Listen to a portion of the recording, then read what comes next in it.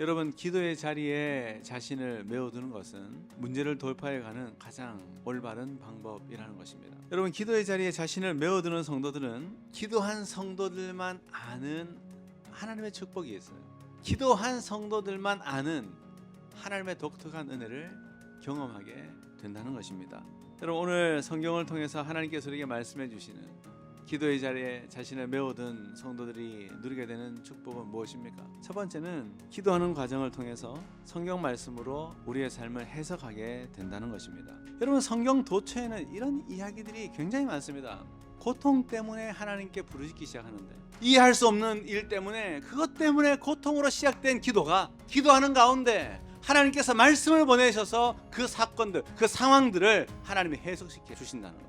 내 생각의 지경을 넓혀주시는 겁니다. 단순히 그 문제를 없애는 건 그 다음 문제예요. 그것을 바라보는 내 관점을 열어주시고, 하나님 무엇을 기뻐하시는지 열어주시고, 하나님께서 나를 어떻게 인도해 가신지를 내 눈을 여셔서 보게 하시는 겁니다.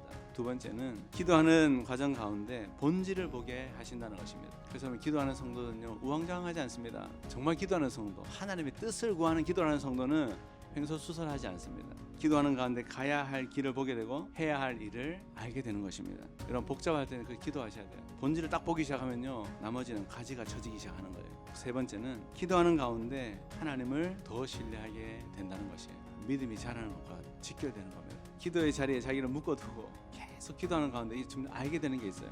우리 하나님 실수하지 않아요. 여러분, 우리의 삶 가운데 우연처럼 보이는 일들이 꽤 많죠. 근데 하나님께 위탁하며 살아가는 사람들은 그 우연처럼 보이는 일들 안에서도 하나님의 손길을 보게 됩니다.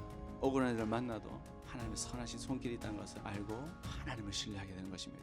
처음부터가 아니에요. 그러나 기도할 때 그 기도의 과정을 통해서 하나님 점점 더 우리의 믿음을 자라게 하시고 하나님을 점점 더 신뢰하게 해 가신다는 사실입니다.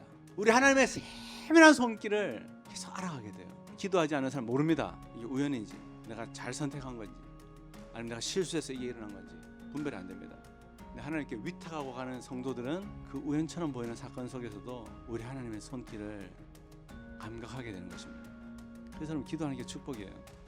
여러분, 내가 어떤 걸 해야 될지 모를 때 그것을 가지고 하나님께 위탁하는 여러분 되시기를 바랍니다. 하나님의 백성들의 그 기도를 들으시고 하나님의 선한 손 안에 그 모든 문제들을 다루어 가시는 거예요. 계속 기도하며 살아가는 분들은요, 점점 알게 됩니다. 여러분, 우리가 기도할 때 우리 하나님은 일하십니다. 여러분, 하나님께서 우리를 기도의 자리로 계속 부르고 계세요. 기도의 자리에 나를 메워두고 기도하는 가운데 점점 더 하나님을 더 깊게 신뢰하게 된다는 것이에요. 여러분, 그 신뢰, 하나님을 향한 신뢰를 가지고 기도하는 우리가 되기를 소원합니다.